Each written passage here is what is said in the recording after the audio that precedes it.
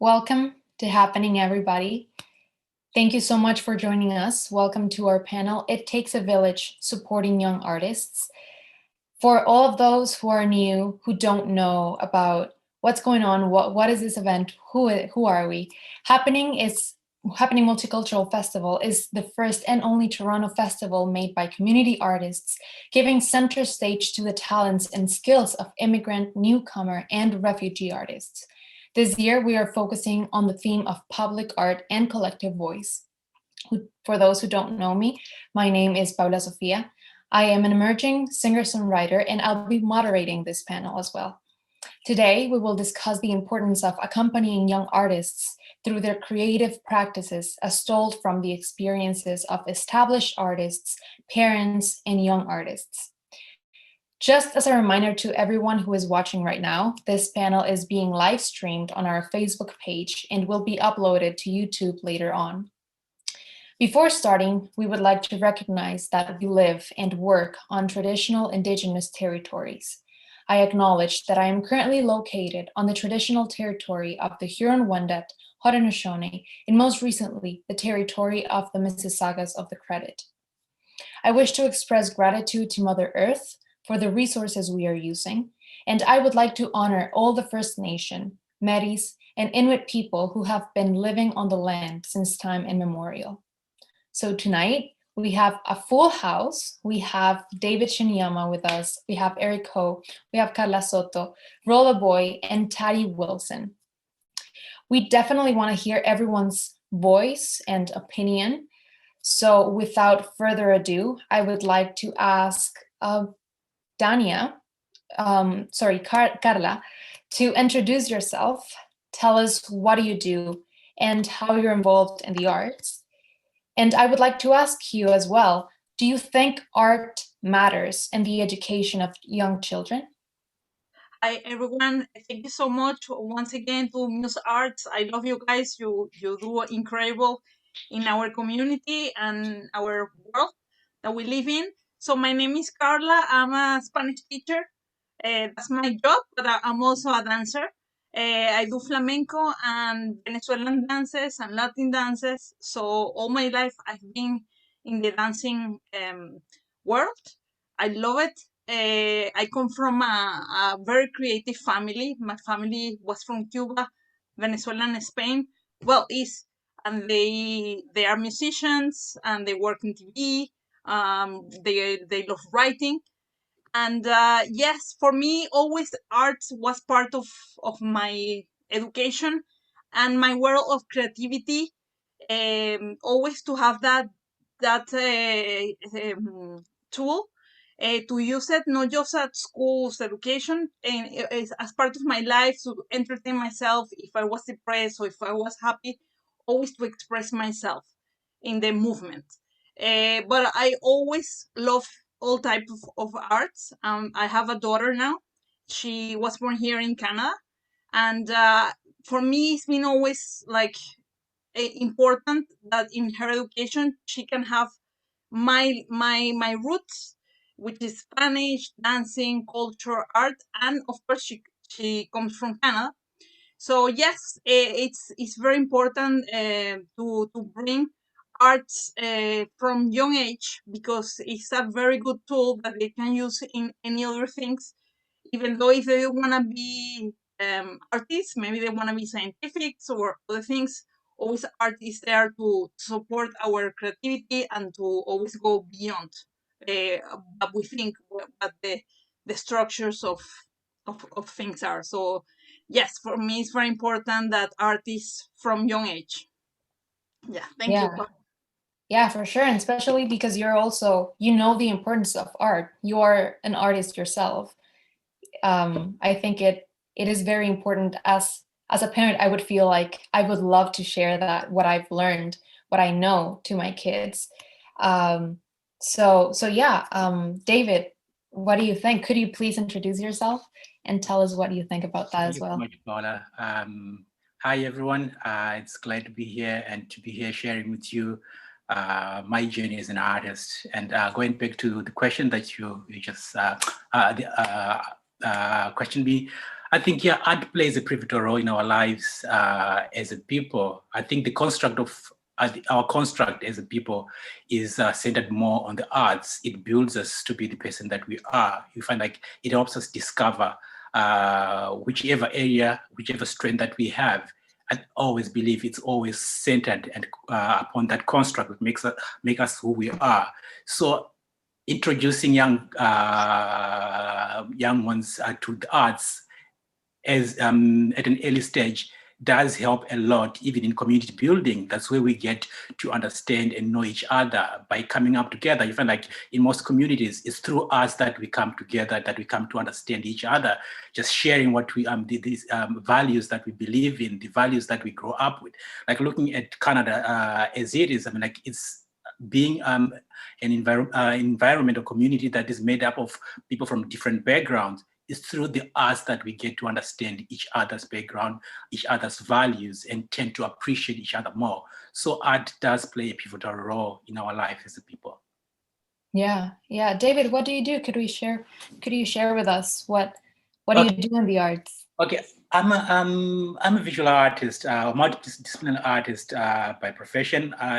My practice specializes in like design, graphic design, visual art, and interactive media. But I see myself more as an activist. My work has moved from just being my own personal practice. I now use my work as a medium to disseminate information, to educate communities, to empower communities. So, yeah, I mean, like, I wouldn't say I'm an artist. I think I am a poet. I am a musician. I am everything. So it's all that makes me. So I wouldn't like just want to limit myself by calling myself just an artist. That's why I have to call myself a multidisciplinary artist, because I'm working different mediums.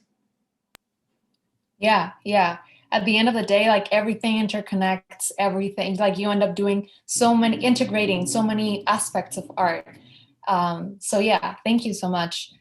We have Ted Wilson here too with us. Hi, Ted. Thank you for joining us. Could you please describe what you do? Tell us a little bit about yourself and how you're involved in art. What I basically do is I make music, actually. And to further explain that, it's not just music I can make. I'm also into like visual art as well, just like my dad. Well, I think it runs in the family actually, because I learned a lot from him, and I can do a few stuff, maybe painting and drawing and all that stuff. But as for now, I'm trying to find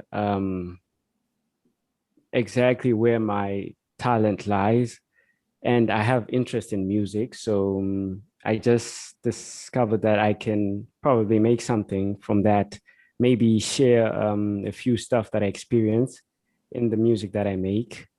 And yeah, that's basically it. For those who are watching and don't know, Ted and Rollerboy that you're seeing on the screen right now, and I'm going to present him in a little bit. They're David's sons. One of them is in Zimbabwe, and well, Rollerboy is in Zimbabwe, and Ted is in Cyprus. So yeah, Rollerboy, how are you? Could you please tell us about yourself? Hi everyone. I'm Anesu, commonly known as Anesu, but my rap name is Roboy. All the way in Zimbabwe, I'm an artist. I could say an Afrobeat artist. Art is something that has really been in the background, like in our family. It's just like different, like it's just something that has been there. My dad being a visual artist, but then for me, I felt like I always had the urge to be a musician at a young age. So from basically like participating in choirs and yeah, basically that's how the journey started for me. Being in choirs in school, making disc beats and writing all these lyrics. So music is something like a void in me that has always been there at a really young age. also inspired by my dad, seeing him, do art as a whole thing, and also, him also being part of bands. I would watch that, and that really inspired me as well. At a point, I wasn't able to tell them that this is what I wanted to do, but then, like, as I saw him grow more and more in that, I felt more confident to do it. So, yeah, that's basically. That's very interesting. I actually wanted to ask the three of you. It was going to be later in the conversation, but I think this is a great moment to ask you, how has that process been for you to have a parent that it's an artist, and for David to try to teach them what you know, however, not being like, trying not to overpower their creativity, their creation process. How are there any obstacles when it comes to transferring knowledge? Yeah, I think I will start by going back to my early years, starting up as an artist. It wasn't that easy growing up in a very conservative family, that ordinary and conservative family that didn't know anything about art. Mine was a struggle, studying like within the family, trying to convince them this is who I am. I would say I am privileged that I knew what I wanted to be from a very tender age. While I was still in school, I already knew that I was going to be an artist. But the struggle now and challenge came in trying to convince the people that are around me, the family, that this is who I am. So like every parent, my parents being conservative and being ordinary people that never knew anything about art, their desire was always to see their kids grow up and be somebody, get a profession. And like in old families, it's either you become a teacher, you become a doctor, you become all those jobs that are known, that bring prestige to the family within the community. So upon completion of my high school, as somebody who already knew who I wanted to be, I told my family that I wanted to be an artist. I was going to study art. It wasn't easy convincing everybody this is who I am. I got to a point where everybody turned against me. They could not understand me because this is who I am, who I wanted to be. I got to a point where I felt like rejected. I felt like discouraged.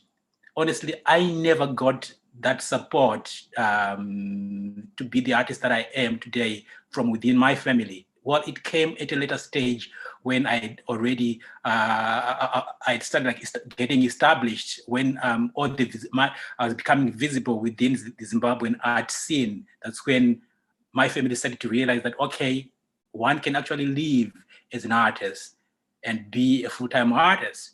So it's from that like having experienced all that, I taught myself, one day as a parent, I wouldn't want like to decide on what my kids have to be. I'll let them be who they want to be. So like, I mean, like for these boys growing up, I mean, like seeing me growing up around art, being exposed to my art, visual art, music. I mean, like I play music, by the way, but just for fun. I don't consider myself a musician, but I played in a band just for fun. So they got exposed to that at an early stage, at a very young age, where my friends would come in, were musicians. So all this time, I didn't know that it was inspiring these boys. Well, like they never came out and told me that this is what they want, but like I remember, like they would draw, they would sketch, and I would encourage them in that. So I think it is from there that I decided, if they choose to be whoever, what they want to be, I'm going to be that father who encourage them and give them all the support, regardless of the challenge that I faced myself. I wanted to be there for them. So I think that actually built them to be the musician that they're trying to build themselves today. Honestly, like, I mean, like, it's all like a couple of years ago that they actually come out and told me this is what they wanted to be. This is the path they wanted to follow. And I said, okay, it's okay. I'll support you, but yes, you need to go to school, at least get a skill, get an education, and at least you have balance where you can decide. For now, sometimes you don't know how the future holds for you. At least having two options will be better off for you. So I think that's how my journey has always been. I'm happy that both of them have decided to take this path. I'm there to support them, and I've always emphasized on that I'm there to support them in whatever area that I can, and just see that they can actually do their best, even surpass what I've done and what I've achieved as their father. Yeah, it seems like you wanted to be that support that you might have not have when you were younger. And I think it's very, the trust in one's art comes from their inner circles, from their closer circles, and it starts in the family, it starts in the house, and it can be very discouraging to, at least maybe the art is not the path that some people are going to take, but at least if they have the guidance or the support from their family to just explore whatever they want to, and then realize maybe the arts are not for me, or maybe yes, I want to do this for my life. But it's really nice to have that support system in the house. Yeah, Carla, what do you think? Because you're an artist as well, right? Yes, I totally agree. It's true. It sometimes come from families, because usually the arts, you don't have like the 8 to 5 job, to the salary. So families always think, oh, you're not gonna go anywhere with this. So I see it like it's definitely it's a skill. It's a tool that we have to give to our kids. For example, in my case, yes, dancing is easy. My mom always support me, but I didn't have other art skill. Like I love musicians, I love painters. So I want my daughter to really have a like, we are like coach. I see like we guide them, because of course we're their parents, and they have to go to school too. School, there's not something wrong to go to school, but I was like, I'm gonna give her a pen and paper and see what's going on. Or I had to work and she was a toddler and she needed to be entertained. So I always put like things for her to build, to recycling material, not just toys, things that she could use her head beyond what we think. And sometimes she came with ideas that I was, wow, where did you get it from? And it was just her. So kids, they are a jewel that we really need to just show them path, and they go, and maybe they want to become scientific, astronauts, doctors, but they can they get the good thing about art is that there is no like a limitation, like 2 + 2 = 4. With art you can go anywhere, and that art can take you to being an astronaut. So for that reason, I think that if we can support our kids, let them, like, okay, you decide what you want, but let's guide you, because we're the adults, we're the parents too, and just show them different paths. And then when they're adults, if they want to be musicians or painters or doctors, that's them. But we gave them the tools and the support. Like Debbie was saying, support is very important, because sometimes they come and what are you gonna say? Oh no, that's not a good idea. We don't know. We don't know what's the future. So the more tools and education we can give them, I think is the key for them to be happy, because at the end of the day, we want them to be happy with what they have. Yeah, definitely. And I have a question for Rollerboy and Ted. Have you ever faced any challenges while trying to either, well, maybe not because your dad is related to the arts, but were you at one point scared of telling your parents, like, yes, I want to fully explore music, or I want to fully explore the arts, or at least, or if you didn't have that, did you have any challenges sharing your art with your parents, your dad in this case, that he's an artist as well? Were you like kind of intimidated or kind of like worried about showing him something? Yeah, at some point I was like scared of actually, sharing to both of my parents that I actually did music, because I think I had been doing music for a year before I actually told my dad that this was what I wanted to do. But then the thing is, at first I was afraid of being judged. Like, I thought my dad wasn't going to accept that side of me actually taking the arts.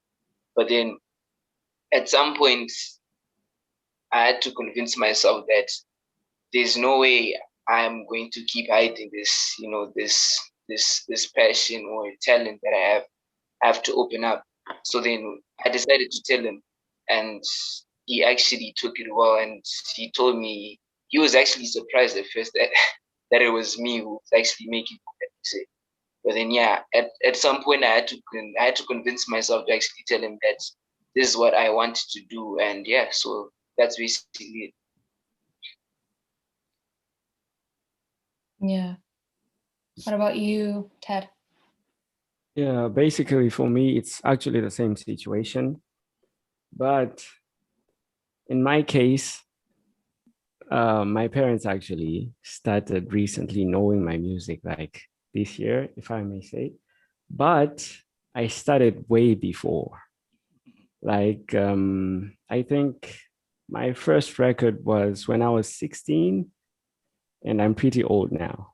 So he was actually surprised, like, what? This is your music. You're making music now. And I'm like, yeah, I'm making music, but it's just for fun. Maybe something might come out of it. But yeah, I was actually scared of criticism. He's also an artist, so he knows better than me because he's been in the industry for way too long.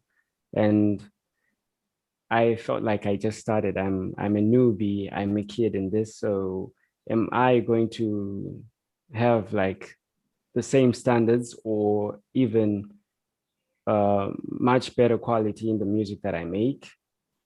But in a way, I think that actually drove me into making better and better music as I go. That's what gave me the motivation, if I may say. So yeah, as kids, we would be scared that maybe our parents are not going to like what we choose to do or the path that we want.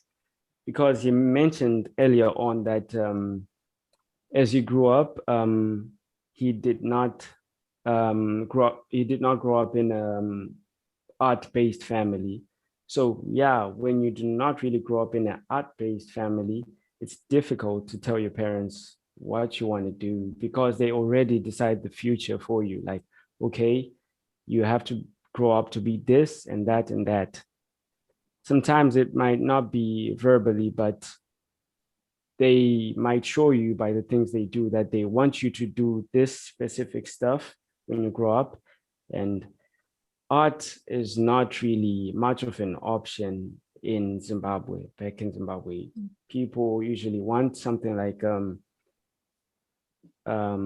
doctors, pilots, and all that stuff.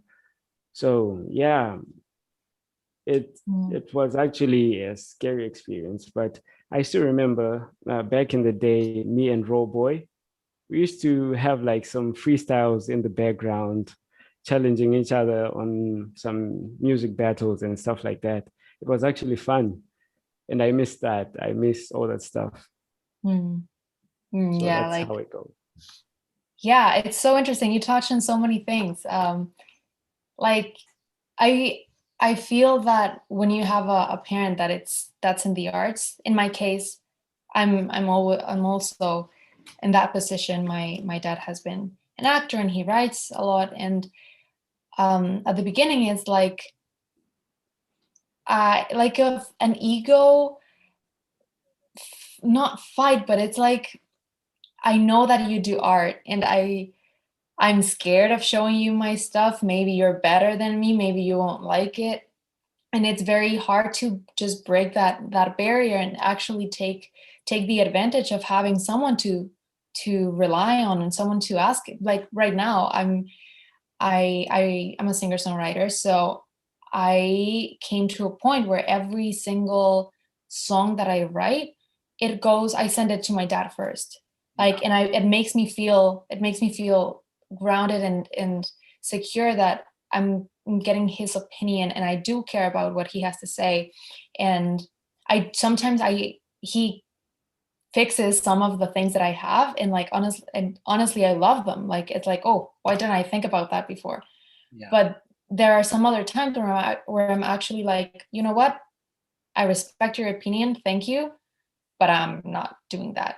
So like I'm sticking to what I did. So it's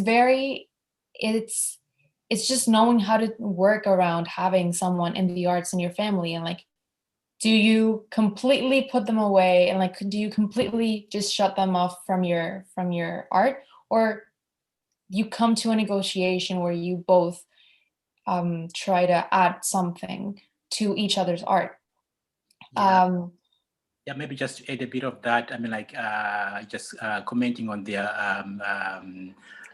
what they just said. That, I mean, that fear. I think there's always that fear because already you're living with somebody who is accomplished, and when you look at your art, you always try to compare with what they've achieved already, and so you always see yourself as little and not really bring out your fullness when it comes to that, because already you're looking at this person, depending with how established they are. So that becomes an intimidation. I think maybe I made to believe that. I think that may have been also what affected them not coming out and just telling me this is what they wanted to be. Because back home, I was a very established artist. Each and every day, I had like clients coming in, artists coming in. So I think them seeing that and being exposed to that, they tended like to be critical to themselves, being critical to their own work before they could just communicate it to me or with everybody just to show it out. I think that might have been something that did hold them to take so long before they could come out. Yeah, absolutely. And I would like to see the other side of the coin, because we are here talking about families that have parents and children that are in the arts, but I want to welcome Dania and Eric to the space. They are, can you hear me, Dania and Eric? Eric is a chiropractor and Dania is an insurance broker. They're not related to the arts. Hi. For what we know right now. But hi, Dania. Hi. Hey, how are you? Good. Hello, Thank you. everyone. Hi. I would like you to just give you 2 minutes to tell us about yourself, what you do, how are you involved in the arts, if you are. Okay.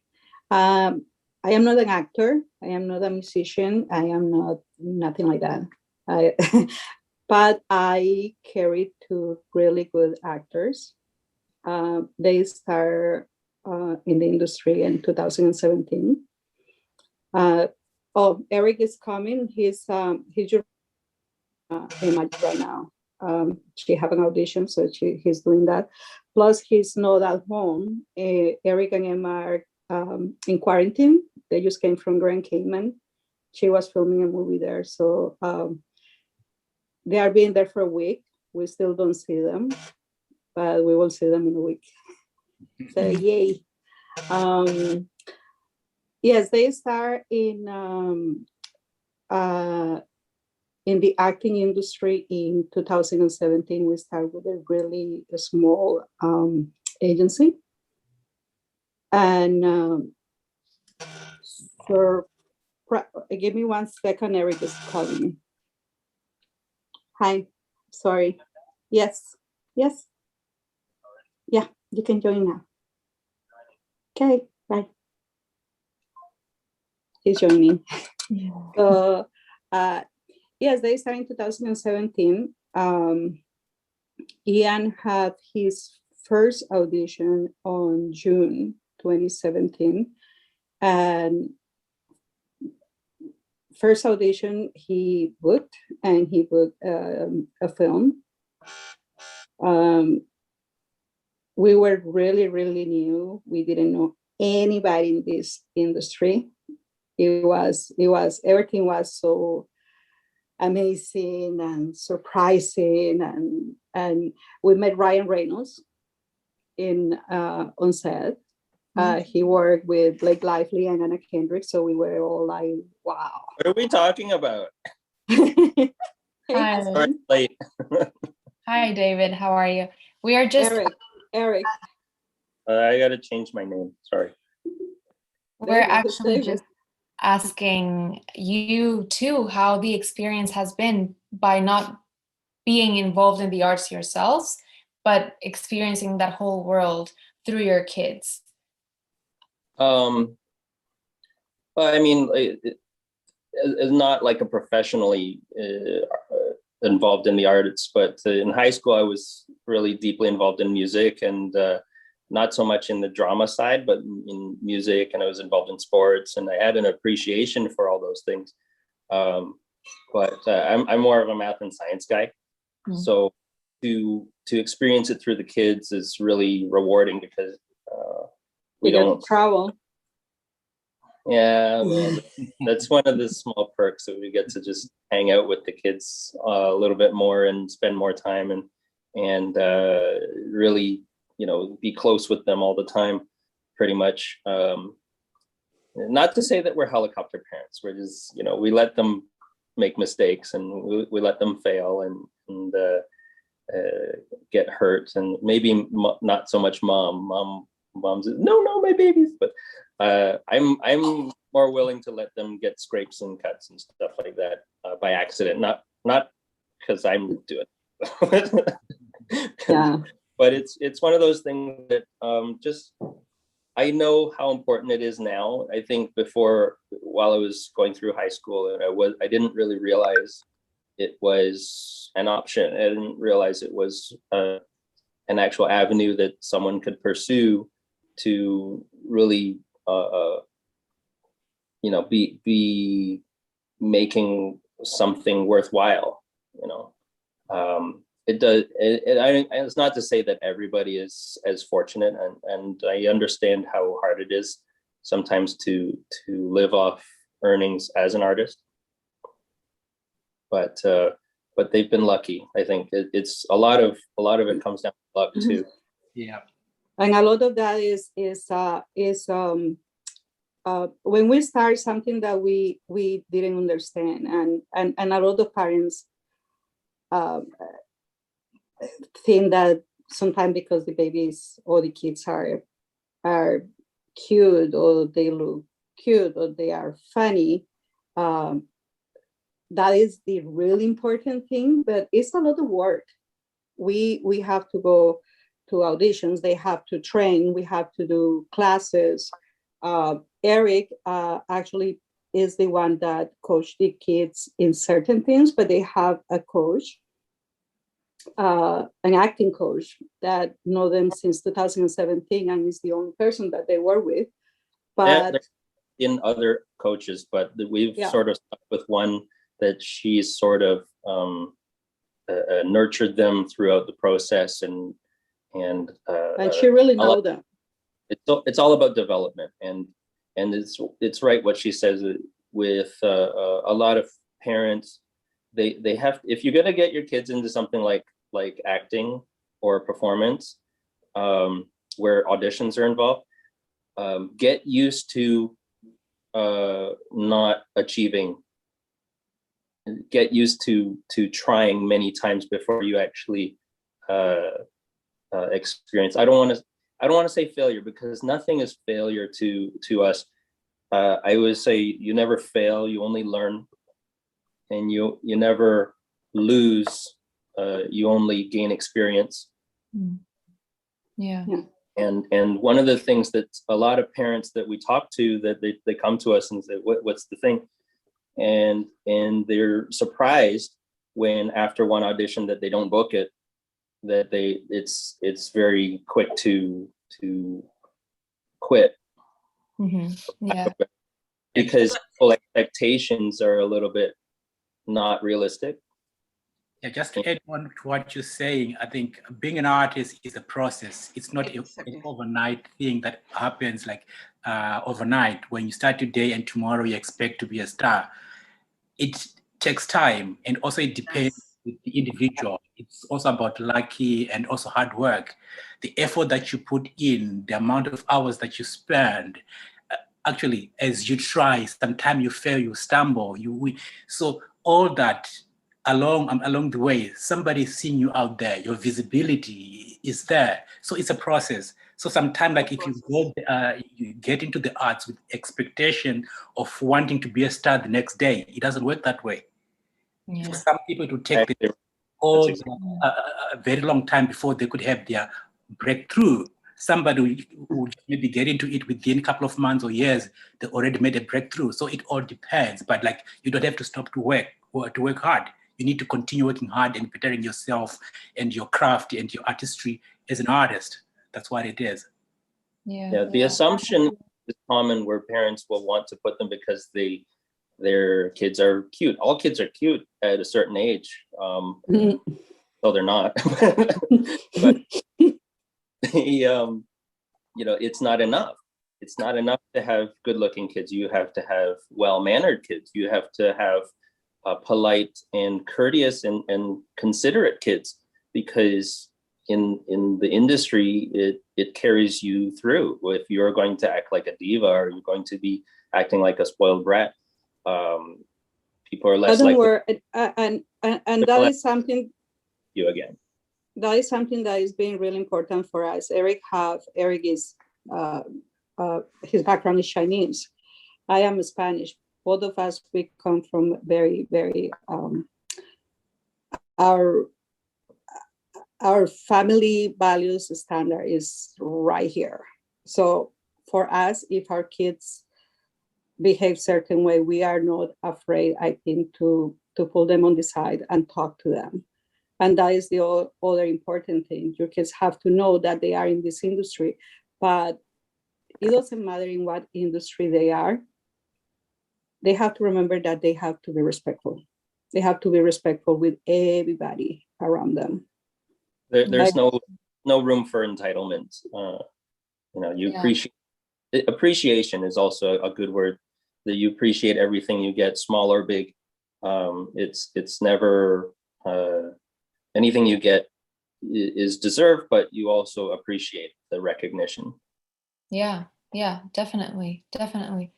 Like it's getting in that world it tempts a lot of people just to forget about the real world. Like I'm in front of a camera, I'm being praised the whole time. I'm in a good case, they're doing a great job and they're being praised and like they're getting gig after gig after gig, but they forget that they have to be grounded. They have they have people to come back to, and those people have been there through the whole, like our families have been there throughout the whole process, seeing us when our music or our music was not heard by anyone, or we were not getting any auditions.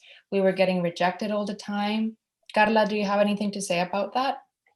Yes, just recapping all the things when it was, David stole my words, like artist process more than a result. So what's the result? The performance, the TV show, but what's behind that? I don't know if you guys seen that image of like rehearsal. It's like the big mountain, and the performance is just, you just see a tip. And yes, it's a lot of things. No, it's the being responsible, being grounded, letting them be what they want in a way. But yes, it's not about failure, but it's about that. You're not gonna get a result, and maybe you're gonna go beyond the things that we didn't expect. But it will take times, and it will go like a roller coaster. One day you're up, or the day you're down. And but at the end of the day is to enjoy your process more than the result. The result, the clap from the audience, or from the picture, the TV show, yes, it's the reward, but you really need to see like your day-by-day work, your practice, your rehearsal, your audition, and no failures. It's just getting better for the next one, or it wasn't meant to be. There's nothing wrong with that. Yeah, definitely. Ted, do you have anything to say about the rejection process? How have you dealt with it, and how have you approached it with your family? Have you pulled them into your experience, or have you just like not told them anything and just keep going with your life? Rejection process. Well, I can say the only time that I got surprised is when I received a message from my mom. It was actually a screenshot of my song on YouTube. She was like, I saw this. This is you, right? Then I was like, oh my God. I think she's going to say something to me. Then she was like, I actually like it. It's a good song. I think you should keep making more. And yeah. So I think I was so afraid of being rejected about music, but in the end, I found out that they might really like it. There's my parents, they can be supportive and like the stuff that I do. But at first, I was scared they might reject, but I think I should have told them earlier.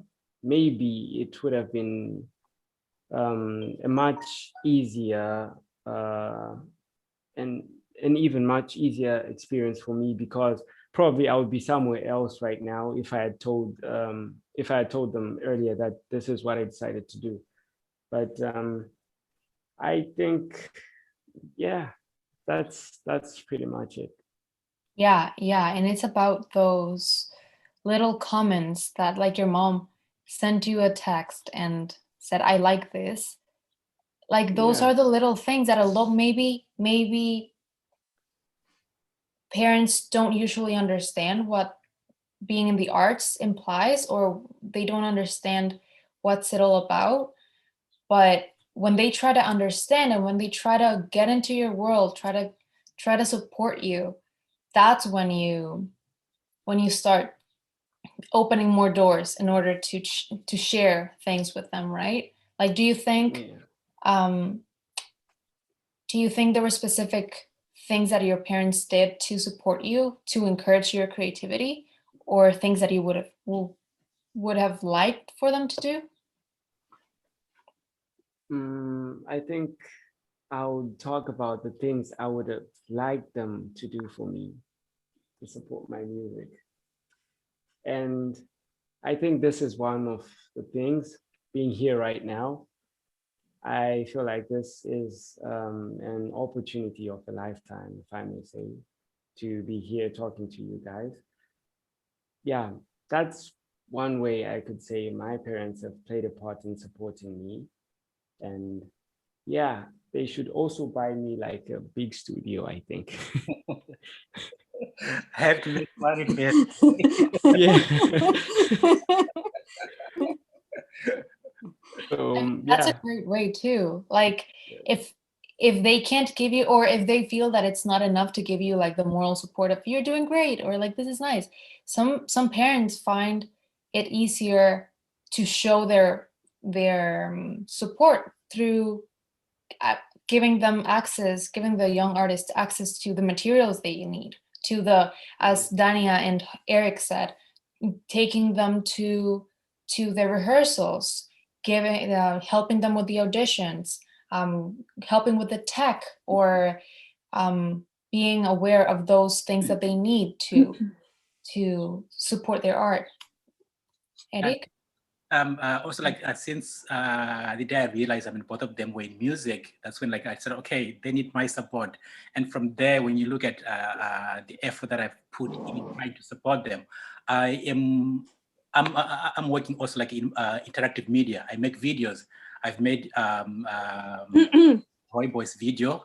It's coming up soon, and I'm gonna be like also producing Tari's other videos.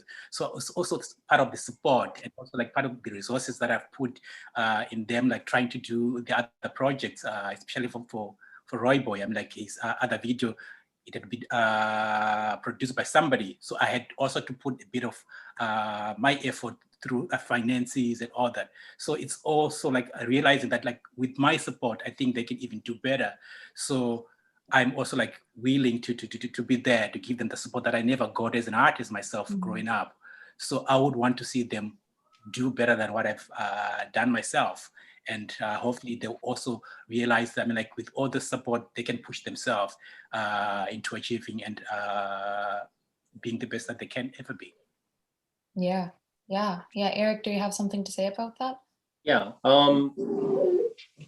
We'll go back to what we talked about with people always being in front of the camera and you're always getting praised and praised. I would say, in all honesty, 80% of that is motivational, and it's not. I take it with a grain of salt. I don't say like, oh, like they're always getting praised. When do they ever get the criticism? And it's not that criticism should be always negative or damaging, but part of the support that we do give them is also not letting them quit and letting them know when they are being butts.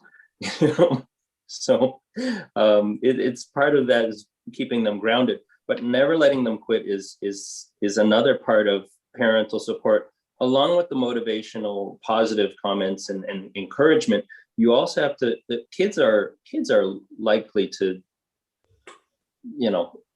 get shy or not shy, but just back away. We have both. Something that might be difficult, something that might be challenging, and it's hard for the kid to wrap their head around. It sticks out, or if you don't like it, just see it through to the end and then decide. But you just let them quit, then what chance do they ever get satisfaction of actually finishing something?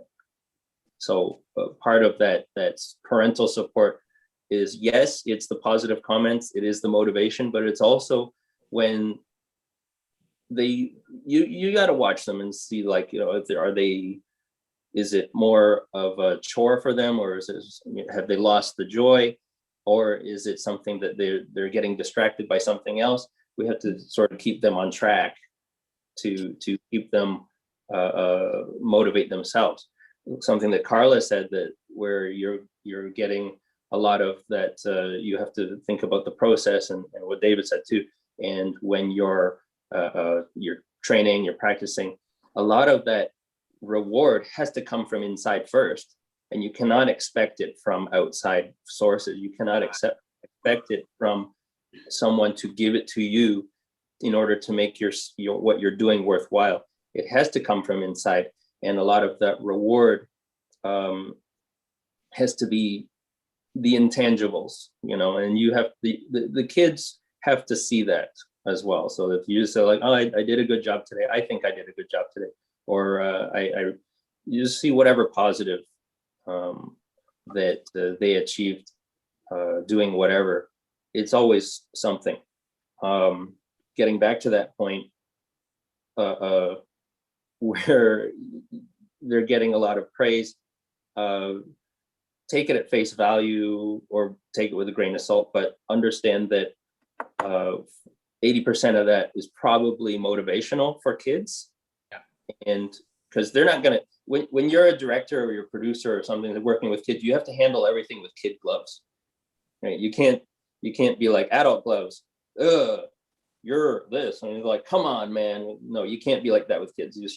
Everybody has to handle kids with kid gloves and be very careful not to traumatize them. So it's one of those things where, yes, they do get a lot of praise, but I don't put too much value in that. I see it for what it is, and they have to find rewards from inside. Yeah, definitely. Because I feel that it's very important for for parents and for us to know that like where are the lines, like as you said, being careful of not traumatizing the kid, like not letting them quit. That's completely valid and very very important for me, for my parents to be like, no, you wanted this, you started this, you finish it. But when, like, it, I think, or how would you manage that moment when you feel that it's you're doing it, you're pushing your kids more because you want them to succeed instead of finding their joy, like knowing that, okay, they've had enough, like they just don't want to do this. Paula, yeah, like with that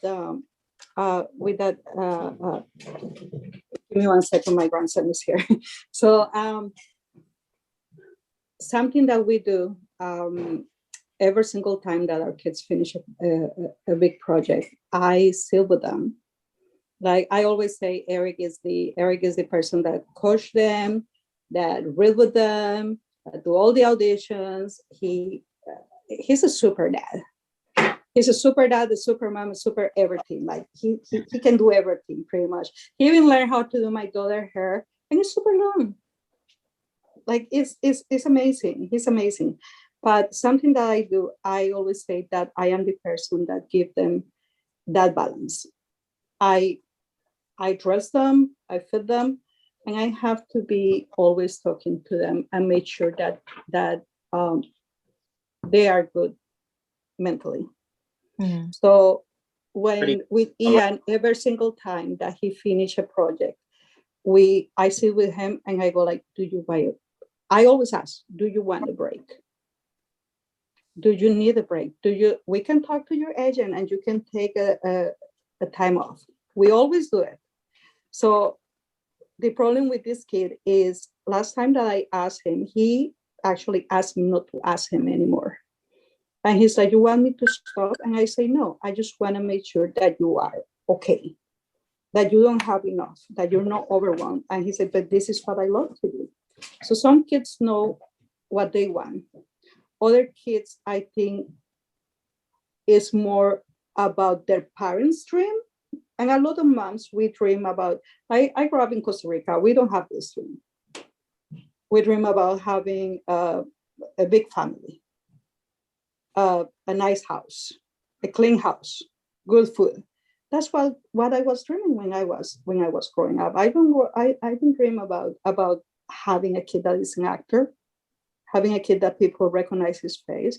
I didn't dream about that. But I need to make sure that my kid is okay. So we have those conversations in our house too. If they eventually decide to quit because they want to go to school, because they want to do whatever they want to do, we will support that too. We have other 3 kids that they have done acting, but they are not as involved as active. Yeah, one is in 4-year university, the other one is taking her second career, and the other one is starting college this year. So we made sure first that they are okay. Yeah. And we made sure that they appreciate everything that they have. And that I have a conversation with Ian today, and I say, remember your first booking. His first booking with voice acting was in Blue's Clues. So I say, remember the joy, remember the happiness? And he said, yes. And I go like, so go and do exactly the same with the same joy that you have then. Go today to the studio and do exactly the same. Yeah. I think right now what I'm taking is that communication is key. And I wanted to move on to ask Eric and Dania, Carla and David. Although most young artists might not like to share their art with their parents, what are some ways in which you try to recognize and honor their work? You are asking me as a parent? Yeah. Yes. For me, it's like there's some amazing words we've been using today, which is motivation and making sure that our kid is fine, is okay, is happy.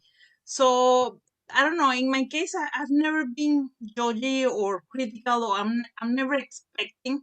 I think the expectations, it's just to embrace what they're coming, and sometimes, yes, give them the right motivation for them to keep doing, not quitting if they don't, because sometimes they may have things that are not comfortable for them, but that doesn't mean that quitting, it's easier. No, it's easier to say, no, I'm not gonna do that again. I'm gonna do the other thing. So for me, I don't know. I don't feel like I judge. I don't find expectations. I just embrace, I assimilate, I enjoy. Oh, that's great. I love it. Do you like it? To make sure that they're happy with what they do. And if you're not happy, why? What happened there? So to understand where that come from you, or come from because somebody says something, or so. Yes, I don't know if I answer your question very right, but yes, it's just we are like coaches. No, we're just guiding them, and we want them to be happy, and if we can support in until they are adults, and then they can say, okay, I have my music, I do this, or something else. Yeah. Yeah. In my case, it has been like trying to let them see that I am their biggest supporter and their biggest fan. Always asking them and wanting to know what project they're doing, and trying to give them counsel and advice wherever necessary. And also just keep, I mean, like with the experience that I have in the arts, having been in the arts for almost 20 years now. I mean, like for Roy Boy is still in Zimbabwe. I have a lot of connection within creative. Yeah. So like, we've been lucky that, I mean, like almost every producer knows me, and they know me. I have like good networks in Zimbabwe. So I've tried like to be their integral support, their biggest supporter, where I could, like, whenever he needs something to do with his music, I would just give him the number or connecting with somebody who can do that. And that has made it easier for him. For Tadi, I mean, like currently he's in Cyprus. So like it's been a bit difficult, but like I've also been trying like just to connect him and network him with other people online. So that's what I've been mainly trying to do, trying to give them the support and just trying to make them see that I am like their biggest fan, and I'm there to support them in whatever they decide to do. I'm just giving them the support they want. Yeah. Yeah. Just trying to use the resources you have as an artist, and as a parent, like who's not into or related to the arts, just trying to find the best for your kids. That, I think that's very important. What about Ted and Roller Boy? What would you say or recommend for those young artists who are trying to find support in their family, or who are trying to open themselves up to telling their families that they're in the arts? How would you recommend, or how would you travel to that? If I must say, it is going to be difficult. It is, but all it takes is a leap of faith. Just go for it and see the response you get. And either way, even if they say they do not like it, probably you have to do it on the side, and not to disobey, but just do it as a hobby, maybe, and maybe someday it will get you somewhere. That's what I think. Just keep pushing. Yeah. Yeah. What about you, Roller Boy?